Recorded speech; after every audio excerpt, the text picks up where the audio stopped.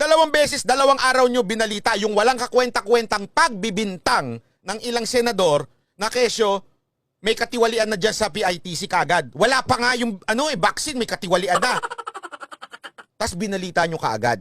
Pero tong mga Senate hearing, nakadalawa na nandyan na yung witness, merong nang nagsasabi, okay? Meron na hindi lang isa, marami silang nagsasabi na, yung mga mambabatas natin, mga kasapi yan ng komunistang partido, hindi nyo binalita. Anong tawag sa inyo? Myra Rose Lisan, wala nang quality news, nagpapafield report pakunok, parang kawalang gas. Oo nga, correct. Salamat Myra Rose Lisan, ha? Hindi. Ako sagutin ninyo. Kasi maintindihan ko kayo kung wala kayong interest doon, pwede. Kasi wala kaming pakialam, ganyan. Pero yung mga ganyang balita na wala pang kakwenta-kwenta, ginagawa na ng issue. Ginagawa na ng issue ng ilang senador yung sa vaccine. Walang kakwenta-kwenta. Sino ba nagsabi niyan? Sige nga.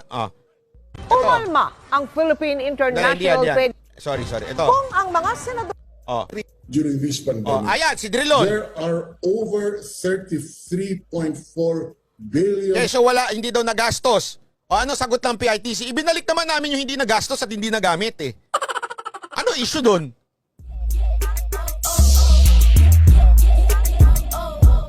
Doon ako naiinis Diyan ako naiinis kung bakit kayo natatawag, kayong media, kaya kayo natatawag na prostitute, kaya kayo natatawag na bias, kaya kayo natatawag na kung ano-ano.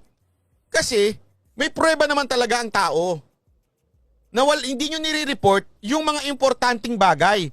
Hindi tanungin ko nga kayo, kayo mga mga taga-media, hindi ba importante yung mga anak natin, mga kabataan na re-recruit at tumawak ng baril? Hindi ba importante yon? Ang tahimik nyo. Hindi ba importante yon? Huwag mong sabihin walang kwenta yon. Yung mga kabataan pinahawak ng baril para lumaban sa mga sundalo at patayin ng mga sundalo, walang kwenta yon? Anong tawag sa inyo? Iinit kagad ang ulo ko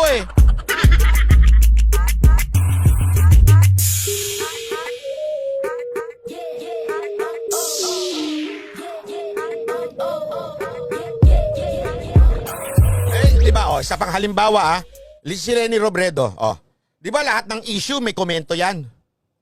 Diba? Bakit? Hindi naman dahil sa nagpe-press release lang siya Kaya siya laging may komento kasi tinatanong siya ng media. Halimbawa, okay? Ito halimbawa, may sinabi si Pangulong Duterte, ano gagawin niya? Tatanungin sa kanya ng media. Komento. Etong si Aling Leni, magkokomento. Okay? Aside sa press release niya, pag may issue, kahit wala namang kinaugnayan si Leni Robredo, Dolomite. Dolomite. Ito, Dolomite.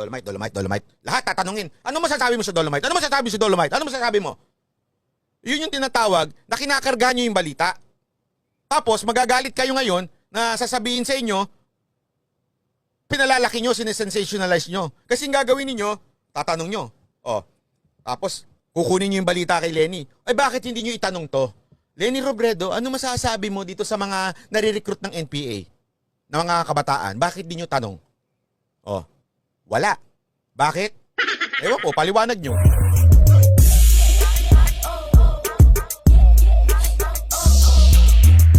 Panat ba, ikuha ka ng programa sa PTV4? Sabi nito. Sorry hindi ako journalist, broadcaster, wala akong pinag-aralan. Pagdating mo sa broadcasting.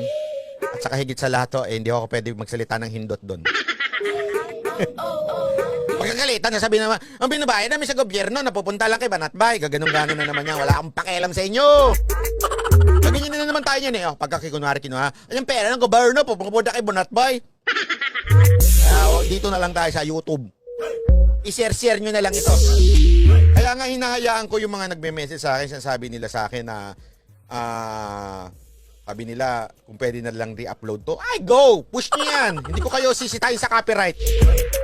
Ako lang naman pwede sumita sa inyo ng copyright Pero hindi ko sisitahin yan.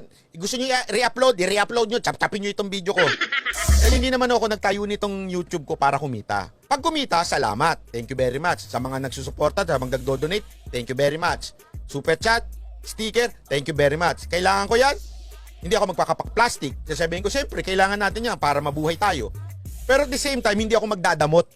Kung kailangan ito yung video, i-share nyo, i-share ninyo. Okay? I-download nyo, i-upload nyo. Wala akong problema. Para kumalat lang yung ano yung dapat natin ikalat. Okay? I'm allowing you. You don't have to ask permission from me.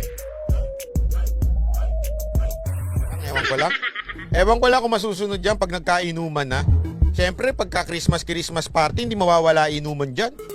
Eh, di ba? Eh, tapos pagka nagkainuman, lakasan na loob yan, kantahan. And I did it my way. Pagagaman niyang ganyan na yung mga kakasamahan mo, patay na. Di ba? Ay nako, pagka nagkakantahan na, wala na sigurado yan. Kasi siyempre, ang pangit naman kumanta ng nakamas. Kasi ngongo yung boses mo, I did it my way. Di ba? So, siyempre, tanggalin mo yung mask mo. Pag tanggal mo ng mask mo, napunta na lahat dun sa... Parang ganito, napunta na lahat ng merkobyo sa mikropono. Tapos, yung isang tao, papasa. Ako naman, pre! Ako naman! Galit na galit pa yan. Pag di napasahan ng mikropono, siya naman kakanta. O, di napunta na rin sa kanya. Halo-halo na yan. Dapat mag-online, ano na lang. Online inuman. Oy, grabe naman si Christine Adams. Salamat po. Welcome to Supporters. Palakpakan. Kaya dapat to talaga, eto ako suggestion ko na lang to Wag na ho kayong alam mo, ang totoong pagdiwang ng ng Pasko, wala naman ho yan sa party-party, wala ho yan sa inuman. Yan ho yung pagsama-sama lang na maliliit. Okay naman yung kung pamilya mo lang. Siyempre, pamilya mo lang yan Noche Buena kayo lang. Pero kung yung pupunta ka pa sa reunion, wag nyo na hong itangkain para hindi naman ho kayo madelikado. Mamaya isang araw na pagsasaya 14 days kang nasa ospital, di ba? Kaya nga, tsaka alam nyo ba, ito sabi nga ng manghuhula, may napanood daw kanina Sabi ng manghuhula, kakakwento ko lang sandali. Makinig kayo! Sabi ng manghuhula, meron daw, Nostradamus ng Pilipinas. Sabi ni Jessica Soho ata ito, parang ganun Ito daw dalawa ng hula. Ngayong 2020 daw, alam mo kung ano yung hula? Meron tayong pagdadaan ng bagyo. Sabi ko, pambihira. Taon-taon naman may bagyo sa Pilipinas May malakas na bagyo. Sabi ko, anak ng weteng, taon-taon may malakas na bagyo. Tapos keso ano sabi niya? Magkakaroon ng lindol. Taon-taon may lindol. Ang bihira naman Ano pa? May sikat na mamamatay. Taon-taon may sikat na namamatay.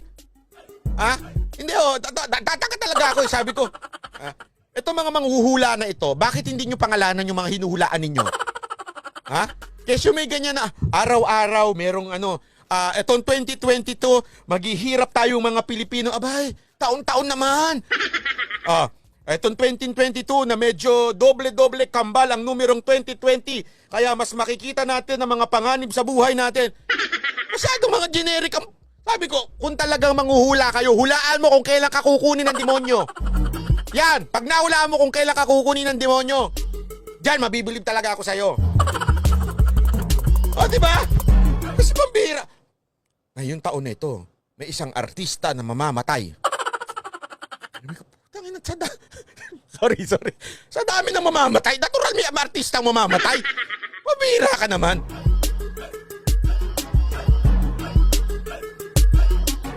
Hindi ba kayo natatawa sa ganung manghuhula? Sabi ko nga Pero ito hindi nila nahulaan. Ito. Hindi nila nahulaan na ang magiging party ngayon ay online party. Ako nahulaan ko yun, kaya nga ang tawag natin yan, inuman. Di ba? Ano sabi ng inuman? Orne ng patawa ko! Tawa naman kayo! Sabi ng inuman. As in electronic inuman. Inuman. Tawa naman!